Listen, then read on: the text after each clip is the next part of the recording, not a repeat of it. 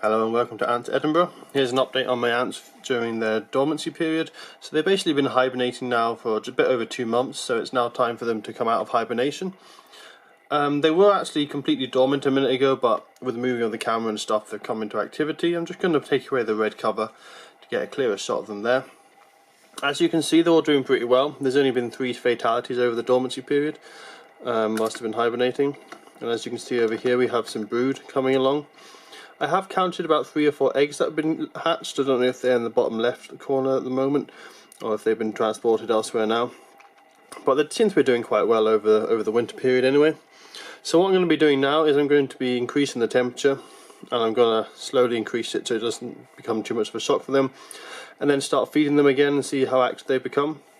Interestingly, over a lot of the hibernation period, they were much more active than I was expecting, and I had them and they were actually feeding. I gave them a bit of food every now and again, and they were quite interested in it, and they did eat quite a bit.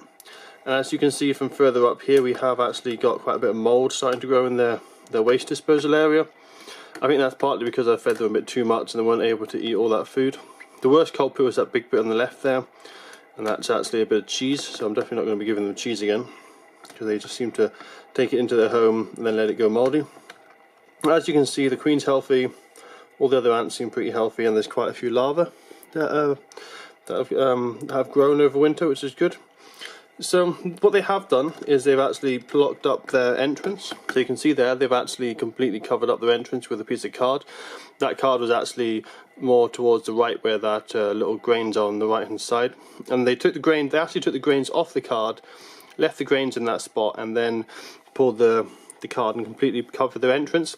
I believe because it's the hibernation period, they want to be completely left alone, so they've covered up their entrance to stop any predators or anything else venturing into their little nest. So the seeds that are lying there on the right hand side, they're actually quinoa. I gave them some quinoa, see if they'd be interested in that, and they have eaten quite a bit of it. But they've still got good supplies in their nest, and they've got quite a few seeds. For some reason, they seem to have scattered it around. So this seems to be the main store. But there's also several other patches, and every now and again they do seem to put seeds right next to these kind of little mushroom things here, which is where the water comes from. I think that's probably to soften up the shells of the seed and help it so it's easier for them to crack the seeds open.